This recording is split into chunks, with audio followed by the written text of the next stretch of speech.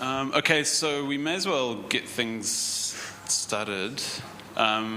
So sorry for starting a little bit late. That was kind of out of our hands. There was a grand total of 3 people here at 6 o'clock, so we decided to postpone events.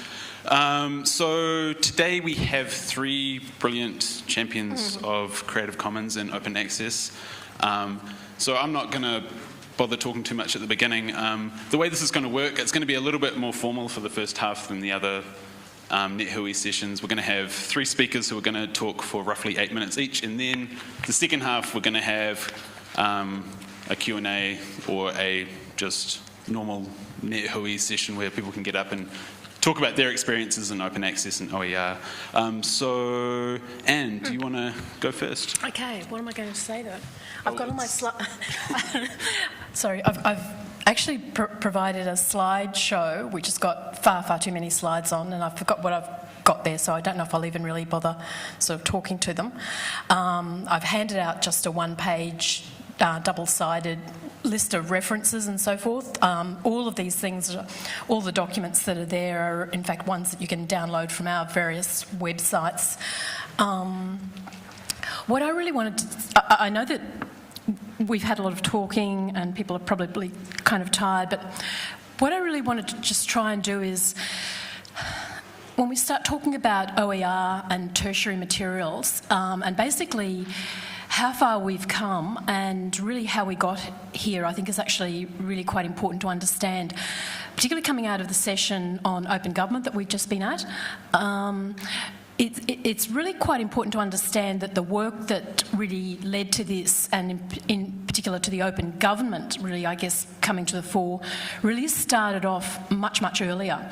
Our own involvement really started off very directly around enabling open access to research outputs, primarily in the form of academic articles, academic journal articles that are traditionally published in, commercially published journals.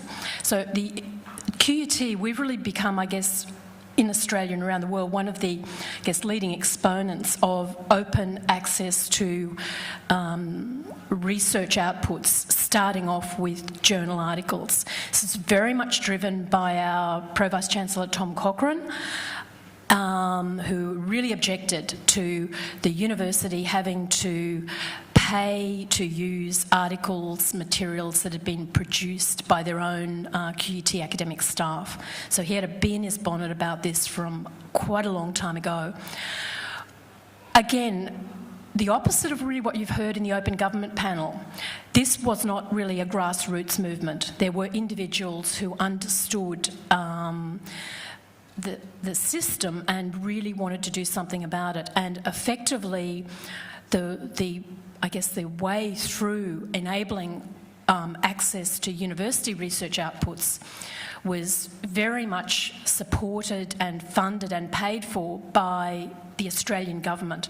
So we really started off with a major funded, well-funded research project, an applied legal research project that kicked off with funding that came in about 2005. We really began our work in 2006 called Open Access to Knowledge Law. And that was followed up by one that started about a year later called Legal Framework for E-Research. And what that enabled my brother, Brian Fitzgerald, who was then at that stage head of QUT Law School, to do was to set up a specialist research unit and to employ people, including me, and other expert, copyright law graduates, some techie people. We had quite a team. And over the space of about 3 or 4 years, we effectively created what the government had wanted us to do was to create essentially the legal framework, so to actually work our way through the policy, the practice and the legal issues to enable the open access repositories to be developed at all of the Australian universities that wanted to take that path. That has So whereas we started off looking at journal articles, that then expanded out to include research data. So what you'll find at QUT is that we have the QUT ePrints open access repository, which has got journal articles and other things, conference presentations, slides, etc. And the latest development is really the data repository. These are real life, active, really managed. We have a lot of training in how to do this. So for us, this is really very much part of our life and our practice. That happened to get connected up to Creative Commons licensing. So it's not required for people at QUT to license their materials under a Creative Commons licence, but it just so happens that QUT was also the home of Creative Commons in Australia. If you go into the QUT ePrints repository, I'm not quite sure how far you can get in as someone who hasn't got a QUT login. It's probably on one of my slides here, there are some screenshots. And what you can see is that we can very easily upload copies of our journal articles. So what we do not do is assign away all of our copyright to the publisher. We retain sufficient rights to be able to make a copy of that available on the QUT ePrints repository. And we can upload that. You're given the choice of any one of the Creative Commons licences. So that licence automatically goes on as you upload your copyright material, whether that's a journal article or data. So I just really wanted to make it clear that this has actually been a much longer journey, and in fact, in Australia, it really ran in parallel with another project that I was working on from 2005, which was the access to public sector information. We didn't call it that in those days. People, particularly in the spatial information area, knew that they needed to do something and they needed to overcome the copyright barriers that they were perceiving. They were the ones who cottoned on to the idea that the Creative Commons licences would be something that they could use. So quite independently of what was going on under the Australian government-funded Oak Law and Legal Framework for E-Research projects, we were actually working in Queensland Government on how we could potentially use the Creative Commons licences for access to public sector information. I actually spoke at the launch of Creative Commons in New Zealand in, I think, November, December 2007. That's when I was very lucky to meet Keitha Booth for the first time. And since that time, in fact, we've worked really quite closely with Keitha and with Richard Best. There's behind the scenes really quite a significant, I guess, international dialogue that has gone on that's very much involved New Zealand, Australia, the United Kingdom, although they haven't gone the Creative Commons way for their public sector information. They've developed their own open government licence. That's a conversation that's still continuing, and we've worked very closely with the people from Creative Commons and other influential lawyers in the United States. So it tended to actually be overlooked. I know this is a New Zealand conference, and I personally actually would have liked to have seen Keitha, and Richard on the panel that was in the main auditorium just now, because there's an awful lot of work went on behind the scenes, and they're probably the two people who I most closely identify with the work that's gone on here.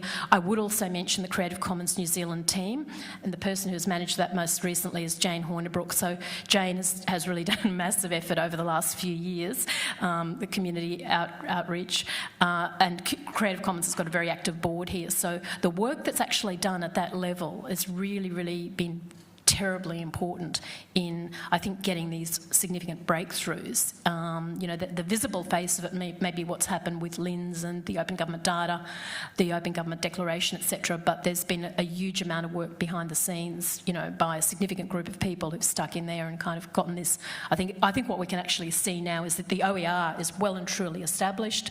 We can see the OER being connected with Creative Commons licences, and I think it's, we're coming into quite an exciting time. So. Thanks, Anne. Great. So our next speaker is Wayne, who's going to talk about open educational resources. Wayne, do you want?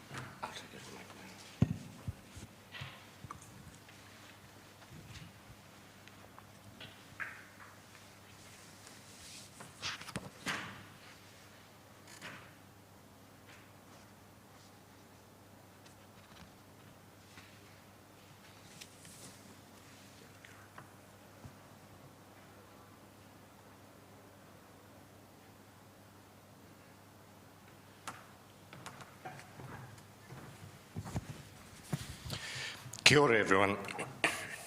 Creative Commons is the air we breathe in open education, so it's a great privilege to be here, and I want to share with you some of the work we're doing in New Zealand, headquartered out of Silicon Valley in Dunedin, which is Mosgiel.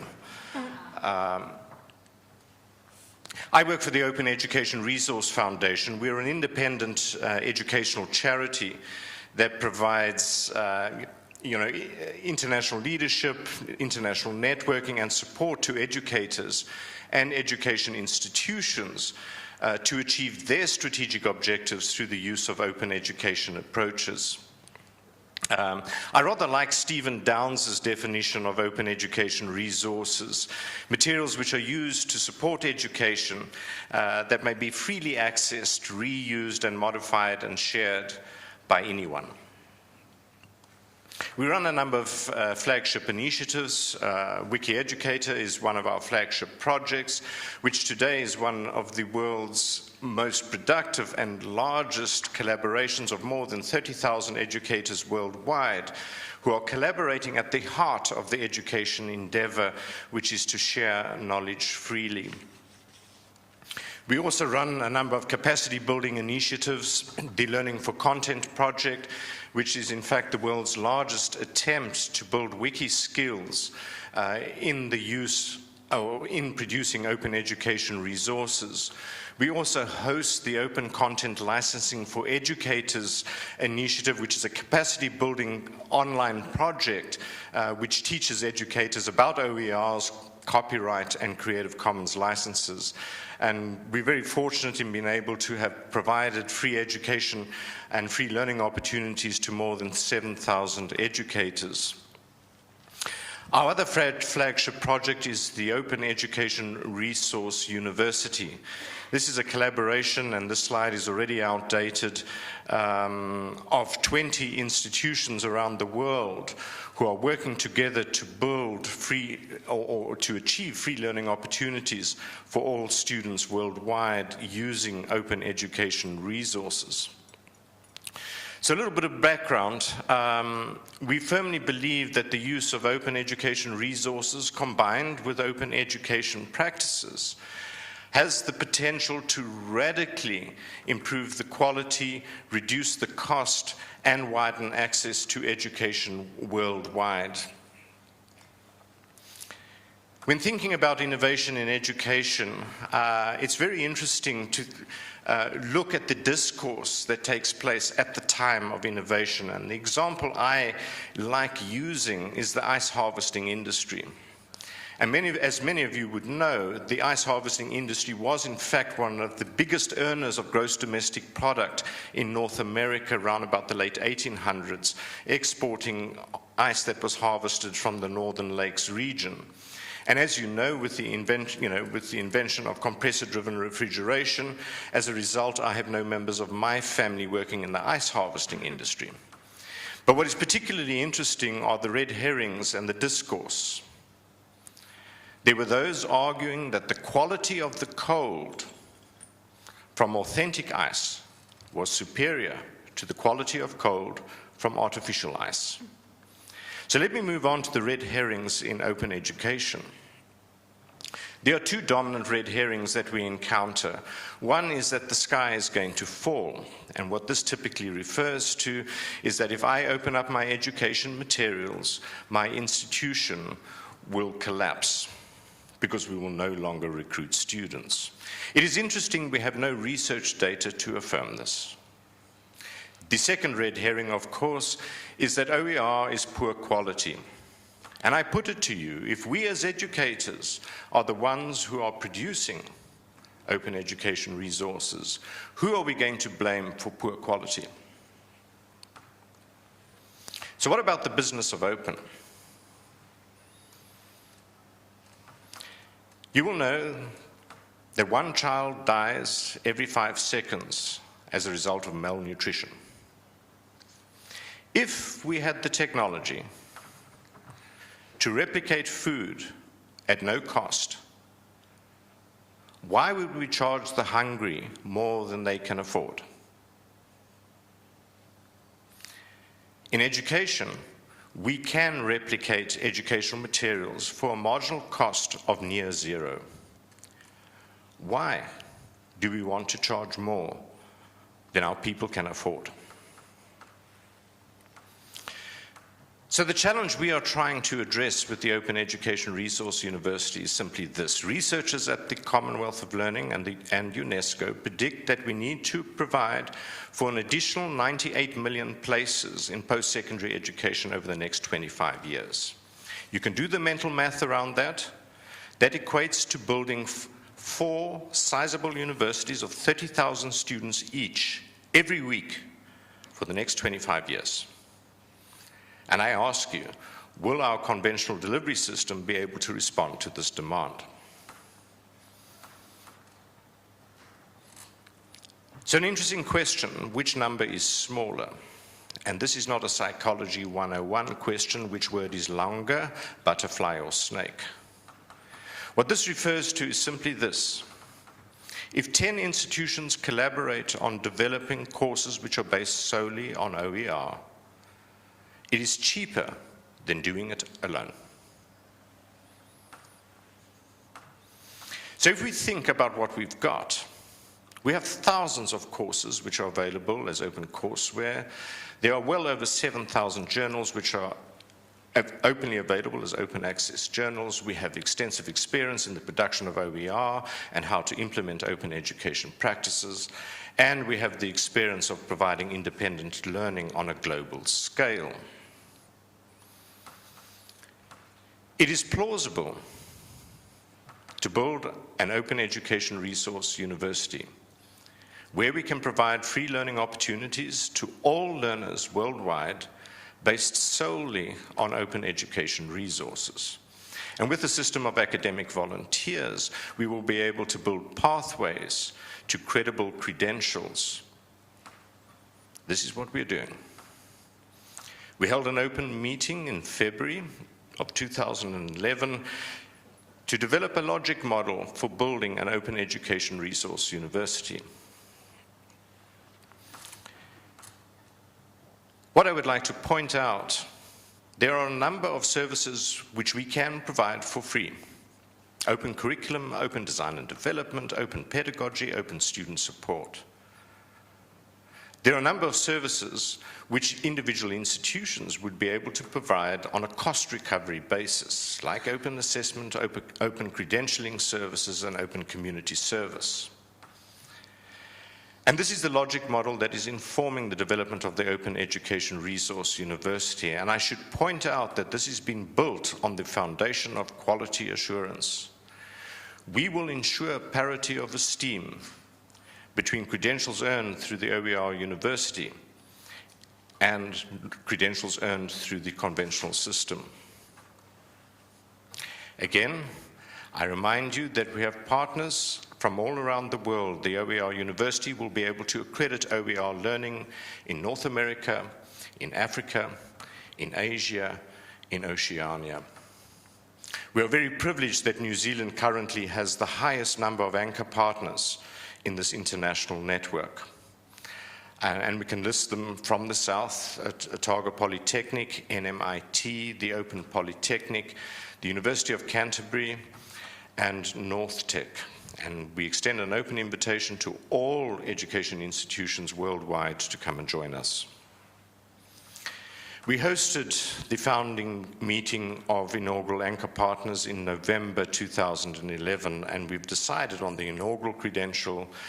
We are developing prototype courses currently at the moment, preparing for the formal launch of the Open Education Resource University in 2013.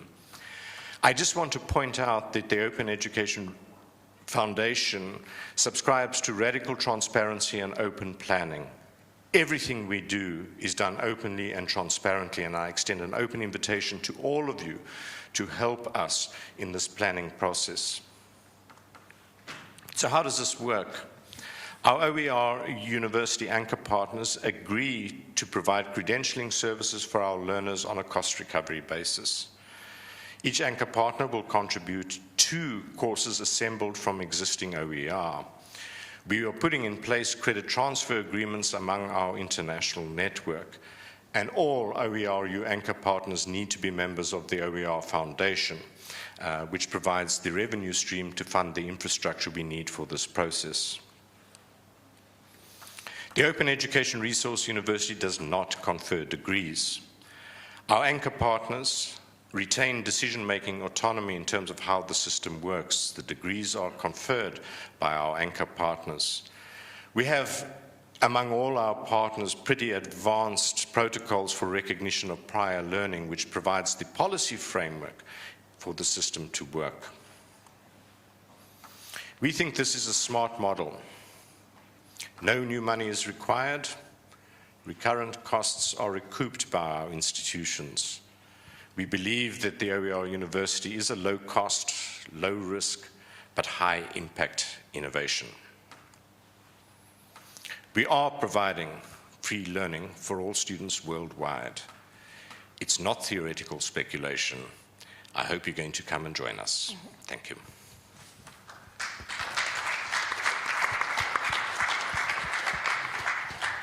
Brilliant, thanks Wayne. And our Richard. No, we're going to do it after, just to make sure we get the three speakers in. That's a good point. Questions after the talks. And our final speaker, Fabiana. Do you want to? That is your name. Go for it. Hi. Thanks for inviting me. I work at the University of Auckland. My views are my own. I'm not speaking for the university today. I was a member of the Creative Commons panel while Jane was my boss, as I like to call her. And I am an academic editor for PLOS ONE, which is a journal that publishes articles under Creative Commons licenses. And I am also in the editorial board of a journal from a toll provider trying to make change from within. So what I thought is I'd tell you as a researcher what are the barriers that I find in terms of sharing my material and providing access to my work. And all of the funding that I've received is mainly from the Royal Society, so thank you all for paying for my salary and for my research. I wish I could share it with you, but that is not always possible. From a researcher's point of view, one of the issues that we have is that when we publish in the traditional publishing format, we transfer the copyright to the publishers, whomever they are, and that we retain some rights as individual authors. For example, we are able to share. I could email you a PDF of the paper that I produce. I can use my material for further work, which I am an author. I can use the material, the figures, for example, of the article for my own teaching, but not someone else cannot use those figures unless they are the author of the paper. And so when I first heard of WikiEducator, which, by the way, that's how I learned to use a wiki, so thank you very much for your courses, I realized, I started exploring what happened with my educational material, and what I noticed is that I had to make a decision as a teacher with the stuff that I created as a teacher at the university between what was a good pedagogical decision and what was a good social decision. And pedagogically, it made more sense for me to use figures that, for my PowerPoints and for my presentations, for the material that I generated for the students, that was associated with a textbook that the students were provided. But what that meant is that I can't share those resources with the general public because all of those are under the copyright of the textbook. So the challenge that was placed by WikiEducator to me is how do I actually bridge that gap? As I said before, I don't really think that sharing our written resources really does affect the ability of university to attract students, because the power of universities are in the people interactions. And students will choose. I doubt that anybody that went to university said, oh, can you please show me the PowerPoints that your teachers use so I decide which university I go to. That's not where you're deciding. You say, who's in that university, who's going to be a good mentor for me. With respect to research, one of the things that I would like to see, and this is where I think that New Zealand is perhaps a little bit behind from Australia, is a little bit more inclination towards publishing with a Creative Commons license for the research that we produce. And this has this has two implications. One is we keep talking about innovation in New Zealand, but it's very hard to say, oh yes, we're promoting innovation when we're not providing the industry with the research, the original research that is being produced. And I think that that's something that we need to think about. Cameron Nylon was, there was a calculation that was on the web that it calculated that it cost the scientific community and academic community around $7,000 per published article on Elsevier, if you look at profits per number of articles published. And Cameron Nylon calculated, well, if you publish in, for example, the Public Library of Sciences, it's under $3,000 per article. So there's and in the process, you actually make that information freely available. I think I'm going to drop it there, because I'd rather have a discussion than you all listen to me talk. Right. Brilliant, thanks, Fabiana. I know, Richard, you had a burning question for Wayne. I'll talk into this. Thank you. It wasn't burning, but just a couple of questions, please, Wayne. On the technology front, it'd be interesting to know what technology OER is using and the extent to which it might be open sourced for reuse by other similar initiatives. And the second question I had was around the anchor partners. You said that they retain responsibility for degree testing and conferral. And the question I had there is whether they will charge students for that process beyond cost recovery. And the reason I ask that, because if they were going to do that, then presumably that would be a way that they can tap into a massive long tail and earn revenue to justify their OER initiatives. Yep. Two very good questions. In terms of technology, everything we do as a matter of policy at the Open Education Resource Foundation is open source. We will not use non-free software. I mean, at a very practical level, one of the challenges we face, you'll appreciate working across a global network, right, is different institutions use different learning management systems, for example. And so the way that we'll address this, and one of the big advantages, of course, with OER, is that we do not need to lock our learning resources behind password. So what that means at a technical level, we don't have to deal with interesting challenges like converting materials into SCORM format for import into learning management systems. We just use the de facto Open Internet standard, which is HTML, and we've got a couple of interesting tweaks of embedding iframes into the delivery websites. So from a technical interoperability problem, each of our anchor partners, which use a large variety of learning management systems, whether it's Moodle, Blackboard, Angel, and a few custom-built systems, will be able to integrate these materials into their learning management systems. And we do all our collaborative development using the wiki. Because the challenge, of course, is we need detailed version control. And we need to be able to collaborate on an international scale. So that's how we're doing it at a technical level, and it's all open source. The second question around the finances and sustainability of open education resources, individual anchor partners will retain decision-making autonomy around the pricing they will charge for the credentialing services. And we need to do that, A, in terms of recognizing that, but B, because we haven't figured out a way in which we can actually sustain those costs, because, they're warm-blooded individuals that are providing credentialing services. But I suspect in an open market, because learners will be able to access any institution, that there will be an open market system around what the pricing will be. And I can give you, one of our partners is Excelsior College in the United States of America. They provide for a 3-credit course, which is the equivalent of a semester course. assessment services for $95. So that's the benchmark. We've done our calculations internally here in New Zealand. We will be able to provide a full degree for as little as 20% of the costs that students are currently paying for tuition without government subsidy. So in other words, we won't be claiming any government subsidy on this. Our next step is to approach the Tertiary Education Commission to start thinking about, well, will you be able to subsidize these assessment services through the funding formula? And in theory, we would be able to provide free education at a tertiary level with this model for all New Zealand citizens. Am I right to think that the universities could really benefit from this financially by tapping into a very big, long tail internationally? Oh, the international benefits are huge, not only in terms of opportunities for new business models, but more importantly in terms of the cost reduction associated with the capital costs of developing high-quality courses for independent study.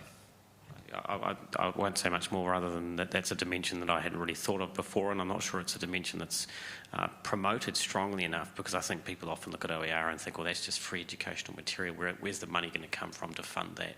But actually, if you look at the tail end of it, there's probably a lot of revenue in different business models in there. Anyway, that's enough from me.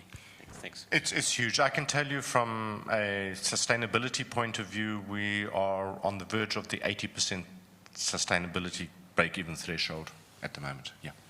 May I add something?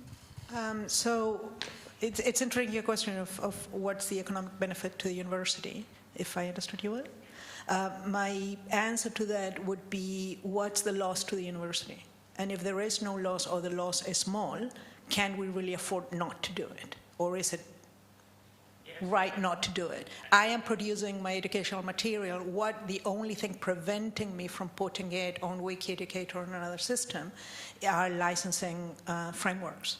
It wouldn't cost me more time to put it in the university wiki or put it in another wiki, or just clicking open the university wiki. So, different mentalities, won't you? And I'm thinking, yeah. Just as in the licensing front.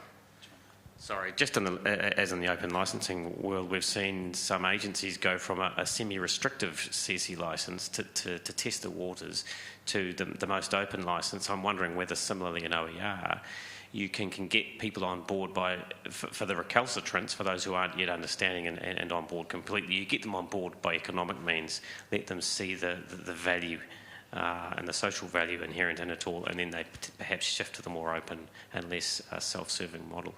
Just a thought. Thanks. So I just did a continuation of that idea. If you take it to an extreme, though, if you've got your costs down to zero and you're a university and then all your students have the choice of paying $30,000 for a degree or zero, then all the students leave and the university gets its funding from the number of students it's got, then this issue of where does the money come from comes back, does it not? Do you want to take that? Sure, I can respond.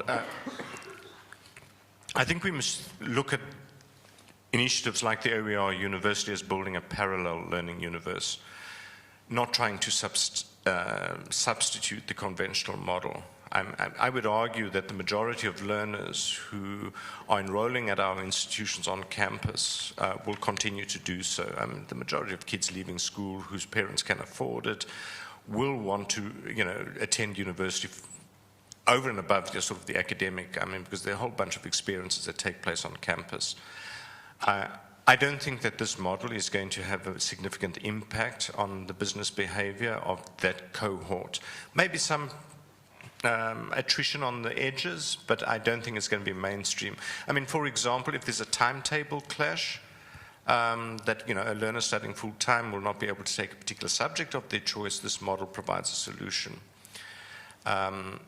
Where this model is going to come, or its major impact will be in serving and providing opportunities for learners who are currently excluded from the formal education sector for whatever reason, whether it's cost, whether it's an issue relating to access, or whether it's an issue relating to work circumstance or whatever. that's where this model can, provide. And so the beauty of the model, of course, is anything that we develop, because it's all openly licensed, can be plowed back into mainstream education to enhance quality. But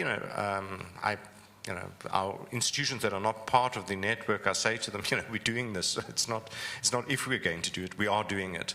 And we will have competitive advantage as long as other institutions don't join us. And so folk tell me, Wayne, what happens if all institutions join us? Well, then we've achieved our mission. Our mission at the OER Foundation is to ensure the mainstream adoption of open education resources worldwide for all institutions. Yeah, I mean, I'm with you. I like the idea, right? One of my issues is, so I'm at the University of Auckland as well, and it was interesting to hear that the QUT situation developed from the top down, because, okay, you can be sympathetic to these ideas, but at Auckland, this sort of stuff isn't happening, and from what I see of the top, there's not the sympathy. So I'd be interested in how you achieve change from the bottom up, potentially. And one simple thing that this forum might actually provide is I'd like to know who else at the University of Auckland sort of is even thinking about this sort of stuff or aware about this sort of stuff. So Fabiana, I'd already heard of you, but I didn't, I haven't had contact with you or anything. But I don't know if anyone else is here from the University of Auckland.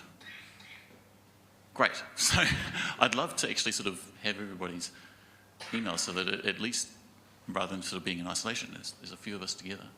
So the University of Auckland, for example, has started putting coursework in iTunes University. That was a huge step, and it's doing it with Creative Commons licenses. I think that they are doing it non-commercial, which is something that we're discussing on Yammer. Like, why? But there is a movement. There is a lot of people that actually are engaged. You see a lot of people in the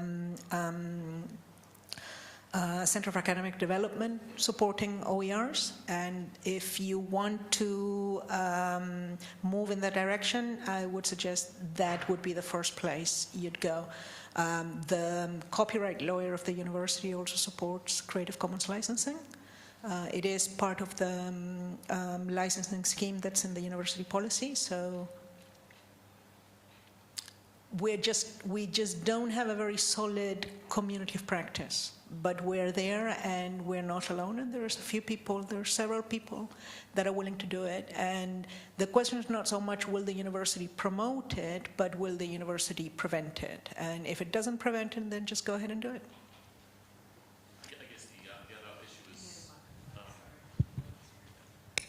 The other issue is the scientific research, which is a separate deal, but and that's maybe more where I'm getting my impression from. But it's good to know about the teaching material. I think the best example of open research comes from the Bioengineering Institute. If you look at Peter Hunter's work, they have open source software called CellML and FieldML, which models biological systems. They also have open source software that models cardiac function. I think cardiac function, or cardiac. And all of the models, once they're constructed, they are published in the Physium Project webpage under Creative Commons license by attribution. I don't think there are restrictions beyond attribution, but I may be wrong. The R project has come from the University of Auckland. Yeah, I'm involved with that one, but I mean, yep. Doing something like that is actually sort of possibly in conflict with my contract with the university, with the emphasis on ensuring that commercial possibilities are checked before anything. Well, my understanding of speaking with the people at Uni Services is that commercial doesn't necessarily mean for profit. And there is things that have benefit for the community that are supported by Uni Services. They are businesses; they're just non-profit businesses. And I think that there is a big in academia. There is a big sort of hair standing in the nape every time we say commercial. right? But for example, a good example that I always put is Catalyst IT. They have a whole business and they pay salaries out of giving stuff away for free. And there are commercial models that allow that are compatible with things like WikiEducator, with open educational resources and open source software. They're just not what we tend to think when we hear commercial. But we need to try to open our minds to think of commercial a little bit more broadly. I have to admit, putting up a copy of, say, a journal article into the university prints is really not at all incompatible with commercial publishing as well. Major project was done in the UK sort of several years ago, resulted in a database called the Sherpa Romeo database. They surveyed, and I think they keep this up to date to this day, all the publishers that are relevant in the academic sector, so there's probably thousands in there. So even though most publishers still, or until recently, mostly they required an assignment, a full assignment of copyright, and in their contracts they did not formally give a licence back to the academic or their university to put the journal article into their e-prints. The reality is that many of them actually do have policies that permit that. So even though the contract might have been signed, 5-10 years ago before these ideas really kind of grabbed hold, increasingly many publishers support this. We actually developed an Australian database which covers all the publishers that weren't covered in the Sherpa Romeo one, and that's called the Oak List, and that's kept up to date. That's actually housed on the QUT ePrint site. So in practice, this is actually now permitted. The idea of open access to publicly funded research outputs is something that it's not just a wacko idea. Australia and New Zealand, in fact, signed up to an OECD recommendation on this in about 2006. So under that, all the OECD member countries committed. So all the most advanced, all the developed economies around the world committed to saying it's a really good idea if we actually make our publicly funded science research available by open access as much as possible. Okay, so at that stage they weren't really talking about also the data, but things have moved on since then. The US National Institutes of Health, which is the biggest individual funder of biosciences research in the world, it actually introduced a mandatory policy in around 2008, which was backed up in the United States by legislation, so it's law now. Says that if you get a grant to do research from the National Institutes of Health, you're required to actually tell them up front how you're going to actually make your research findings, that is publications and data, available to other researchers. All this harks back to the Human Genome Project. It's not new, it's just become increasingly formalised and increasingly accepted practice. If there hasn't been much debate about it in New Zealand, well, perhaps, like the stuff that's going on with, around OER and OERU is perhaps an opportunity to really get this really raised to perhaps greater prominence in the same way that you've been so successful in getting the open government data agenda going here. I'd like to pick up on a number of these points. First of all, on the one from Paul Murrell. Excuse me if I mispronounced that. I think it's critically important that you have, as you had at QUT, someone at the top of the tree, whether or not it is the Vice-Chancellor, but preferably the Deputy Vice-Chancellor of Research, who is going to champion the principle of open access, and particularly with regard to academic journals. Because sadly, I'm sorry to say that I think in New Zealand we suffer from a kind of schizophrenia between what's required for PBRF and what, in actual fact, the universities are trying to do in terms of their ranking and where they want to place their material. And sadly, in New Zealand, we haven't had this fabulous opportunity and wonderful skills that were brought through in the QUT, Oak Law Project, and what they've managed to promulgate throughout Australia in terms of the tools that are listed in this wonderful bibliography that's been provided to us to enable things to take place there. Because the reality is, without support at the top, plus that establishment of a community of belief that was aided in Australia by meetings assisted by the QUT Conference on Research and Access, for example, where you had feedback coming back from the government scientist who was asked to put forward the case for and against open access and what could be done to improve the promulgation of research, which created the beginning of a really good discussion, open discussion, obviously backed by the government, because we've got a problem with our government in the sense that they want innovation, but they've also retained PBRF, and the two actually are rather contradictory, because in many instances the kind of journals that the academics wish to publish in are in fact commercial, and in New Zealand we haven't had the assistance of the wonderful tools provided by something like QUT to enable us to get that teaching out amongst the staff so that they know how to deal with the contracts produced by the publishers. Because although Anne has indicated that there has been a shift from some quite tough contracts, nonetheless there are still commercial and key commercial publishers for academics out there who have override contracts that will ask you to give away rights that the New Zealand exclusions would be allowed under New Zealand national law, for example. Because these publishers are international in their spread, publishing New York, London, Sydney, wherever, they are wanting to be able to have the maximum rights. They're asking for the rights for data. In many cases these days they have electronic contracts with bifurcation in them. You either accept what they offer you as a contract, holus bolus, or you have to give up the idea of publishing with them and you have to go through the slower process of trying to find another publisher, your second choice, third choice publisher, to get published through that route. So that issue of the top leadership thing and solving some of these policy principles in New Zealand is absolutely critical. I'd like to just pick up on another couple of things if I could here. I think also that one of the things that needs to be done, and this is just apart from the discussion we've had right at the moment, is in probably the MED in the past and now the Future Business and Innovation part of government has pointed people for advice for copyright to the Copyright Council of New Zealand, which if you look at its composition is almost entirely publisher composition in terms of its membership.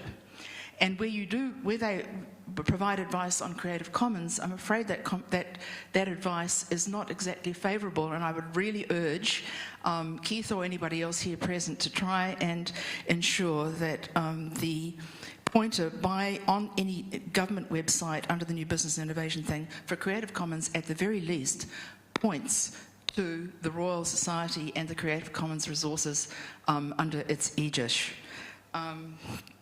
There are a few other points too, but I'll have to think about those again in a minute. Yeah, brilliant. We might just... May I respond to that really quickly? Yeah, absolutely. Because I have a microphone, so I can. So I think your point is really well taken. I think that we do need leadership from the top. Now, I think it's inescapable that will come. Any university that has in their strategic plan that they want to increase international collaboration and receive international funding cannot escape the open access and open data problem, because if you want money from Wellcome, you will have to publish in open access. If you want to collaborate with labs that are funded by NIH, you will have to have open access and share your data. If you want to reach NSF funding, you will have to have a data management plan. Another issue that I think is, I've come across this with a student of mine, so now the University of Auckland has the ability to do thesis by publication. So one of the chapters of my student is actually a paper that was published in a journal that does not allow the paper to be put in the university repository. Now this presents a challenge, because if he includes that paper in his thesis, the thesis cannot be put in the university repository. This goes very clearly to being able to raise the profile of the university if you cannot distribute your PhD thesis.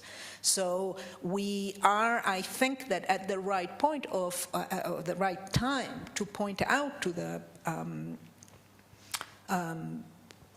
top layers of the universities that these are things that if we don't become open ready, we are going to miss the boat. And that's not what New Zealand needs right now. I just wanted to make a quick question about, you're saying 20% you could provide an entire degree for. Does that include accreditation, examinations, those costs? Yes, that's correct. So, like, you know, would that be done like with like physical exams, or would you think you could have it secure verification for online? There will be a variety of assessment models within the OER University, depending on the partners, to the extent that they use recognition of prior learning policies and how those policies work. Some institutions may require challenge exams. Other institutions will be entirely portfolio-based. But in terms of our costings and what we will be able to provide, we will be able to provide a full degree at 20% of the tuition costs of what students are currently paying.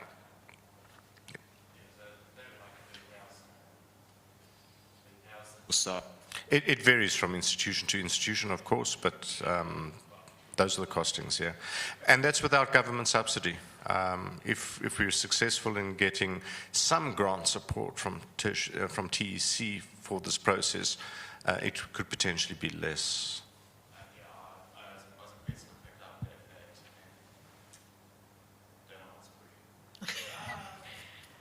You're being censored.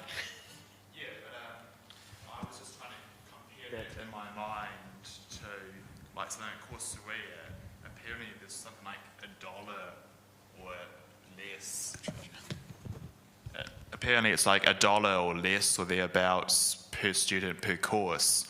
So if you just add up that over a whole degree, you know, if you were to create a Coursera that covered a whole degree, it'd be like $100 or less. But obviously they're things, you know, it doesn't get sort of examined and accredited with the same degree of rigour that a university degree would provide. So that's why I was sort of asking the question to sort of compare that 100, sub 100 cost to the about 3,000-ish you were referring to. Brilliant. We've got someone over here who's been waiting for a while. Unfortunately, I've got a bit of question for each of them. With regard to the degree on the OER, is it only limited to certain types of degrees, or is it any sort of degree? Because certain degrees tend to be a bit more expensive because it requires more, I don't know, practical components to it, or more supervision. Say, for example, if you're going to be a doctor, you actually need to work with other doctors and, you know, in the clinicals and things like that, same as vets and stuff. So, but how are you, I guess, going ahead with these sort of things? In terms, are you starting first with the degrees that do not require, you know, face-to-face and stuff? Or are you using the sort of extramural framework that is being used by even like Massey University and stuff like that? A very good question, and to be quite candid, I would not want to be operated on by a surgeon who studied entirely by distance. And I'm not being facetious by that comment. I mean, we need to recognize that there are limitations, and there are certain disciplines and certain professions that require different approaches, and we need to accommodate that in the model. And so the approach we are taking is, in terms of where we're starting, are with the qualifications that are in fact easier to present through independent study. You'll notice from our anchor partners that the majority of our institutions are world-leading distance education institutions. And so there's an incredible depth of experience in terms of how to teach at a distance and through independent study. But what it also means is we have the infrastructure in place to deal with remote assessment. But, you know, not everything can be taught through this model. You're quite right, yeah. I think just for some people who think that it's impossible, just think what people thought when MIT decided to make all their materials. You know, they said, well, why would people come to MIT after this? You know, and yet there's still a big number of people who still want to go to MIT, despite the fact that all their material is available free. And now the other one is to ask Cupkey whether your initiatives are happening on like an individual or by the department or by the faculty, or is it actually driven university-wide? Because it sort of makes a difference where there are little pockets of people who might drive this, but it doesn't mean that the whole university might have the same policy from the top down. And having been at University of Auckland as a student and academic, you know, not for 12 years now, I see that there's this big paradigm shift for University of Auckland to do this sort of thing in certain departments, I think. As I said, I'm not speaking for the University of Auckland. I'm here as an individual. I'm a supporter of open access. I'm an academic editor in PLOS ONE, so I actually put my money where my mouth is. We've started scattered. We are grouping. And yes, we need change from the top, but change from the top won't happen until we provide a good business case for change to happen. You just don't go to the Vice Chancellor and say, oh, we want to go open access tomorrow. But I think that with things like the Finch report, things like the very strong mandates from Wellcome, from NSF, from NIH, and now the health funding in Australia has an open access mandate as well. We can't escape it. And so we need to think about it seriously and how we're going to fit the university.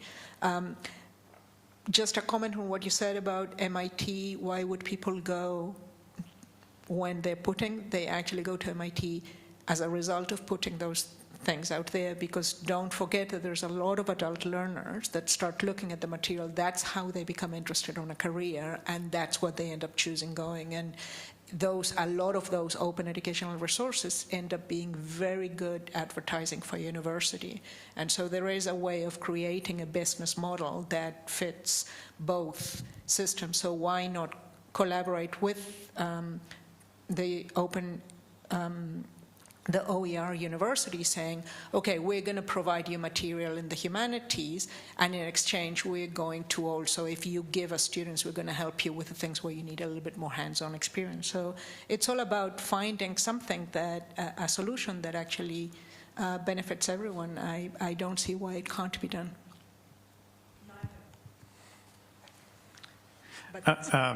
Had a question for Anne. Hi, Anne. Danny Butt from the panel. Good to hear about QUT's initiatives. Having been involved in the DRM research back in 2005, it was very clear that there was from QUT this kind of leadership from the top about open access that's now becoming institutionalised.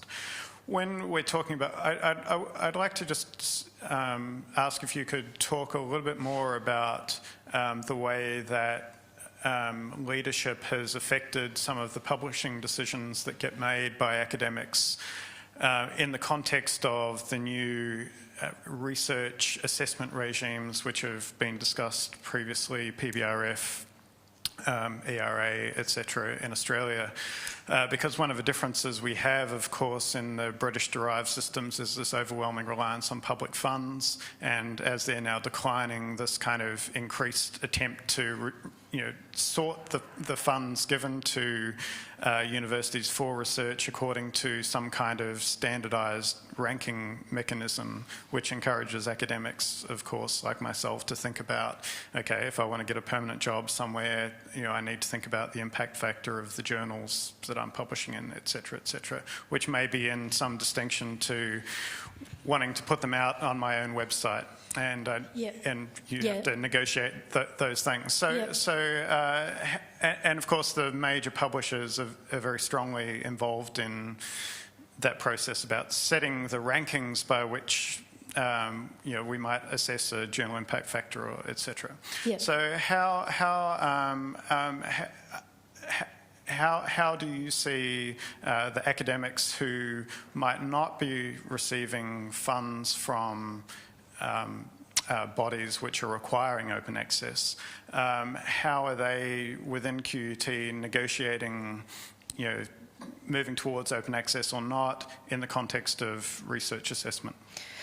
Okay, so I guess it really goes back to, I guess it's really a matter of just explaining a little bit more what I was talking about before, in that even where you're looking at the ranking of the journal, and that's a really important consideration, which really essentially it is for academics. So we're not just putting our stuff up on our website. A lot of the stuff that you can see that I've actually put up there they were really like applied research outputs from a specifically funded project. But most of the stuff we publish does get published in a way that gets count for the research quality framework assessment, etc., what we call in Australia HER, Higher Education Research, HERDC. So we have to, comply with all these requirements as well. Essentially, this issue that in practice, the major publishers are in fact, in many cases, able to live with putting up a copy of your chapter, your journal article. At this stage, it tends not to go as far as entire books. But that publication model is there as well. So we've actually had books published via Sydney University Press. So different publishing models are emerging. We've talked a little bit about some of the open access journals, particularly in the biosciences area. So you do have what's called the gold open access route, as well as the green open access route. The gold route is I'll pay up front. So each research project, so instead of everyone around the world always having to pay to access that, and this is really where Tom Cochrane's thinking started from, instead of us actually having to pay, because we do have to pay if we put it into a journal, we've assigned away all the rights, we're having to pay, every other university is having to pay to access that article that we have written. So why don't we actually say, well, we'll bear our costs up front, and this is essentially the gold open access route. You bear your costs up front and pay the $3,000 to actually essentially covering the cost of peer review, online archiving, etc. So there are, in fact, really a huge number of genuinely open access journals, particularly in the science area. I think what we're actually seeing is the different publishing models are there in existence already. It is the case that some journals are not buying into this, and some people are quite happy to say, I will assign away my copyright entirely for the sake of getting published in that journal. And that's just bitter tears that I'm going to have to cry that I cannot even make a copy of my own article that I've written. Well, I'll write another one, So the reality is that the dual publishing models are well and truly established, and I think that there's plenty of choice out there for, so... don't really see it's a problem. The people who, in fact, I actually think people who pioneered, I guess, really what was known originally as the self-archiving, really the group that came out of Southampton University in the UK, Stephen Harnad, Tony Hay, Paul David, etc. A lot of people in the IT area, IT academics, were doing the self-archiving really from as soon as the internet really came out into the public. One of my early collaborators, Cristina Cifuentes, in fact published her PhD thesis on the web in around 1993, and so she was just a little girl who had come from Colombia in Central America. Effectively, with her family, they effectively had to come to Australia because Colombia was a very dangerous place to be. She came into QUT, went through and did a PhD. She had no connections whatsoever. She did a brilliant thesis, but no one was really terribly interested in Australia, so she just published the whole thing on the web. This is 1993. She came and worked at University of Tasmania, where I was working at the time, and so essentially, if what she'd done with her thesis is left it on the shelf and just printed out 5 copies, really no one in the world would have read it. The people at Sun in Silicon Valley used to, scour the internet, as it then was, for new information, and came across her thesis. As I said, 1993, she was in Tasmania. They said, your thesis is brilliant, tell us what we can do to help you. They gave her money for computers that enabled her to do her research. She ended up working with them in Silicon Valley, leading research teams herself for about 5 years. She's had many of her students and interns go and work for Sun. So she still now works for Oracle in Australia remotely. That is my own personal experience of someone putting their research up online. Far more valuable. I hate to interrupt you, Anne. I think we have officially run out of time. I think this session could probably go on for a few more hours, but I'm going to cut it short now. I'd like to take this opportunity to thank our speakers who have come a long way and came all the way from Australia. Wayne from Dunedin, Fabiana from across town. But yeah, thanks for coming, guys, and thanks to you guys for turning up after a very long NetHui day, and thanks for participating. I'd also like to point you all to our fancy new website, which actually has links to some of the stuff that Anne was just talking about, including the Finch report. So thank you.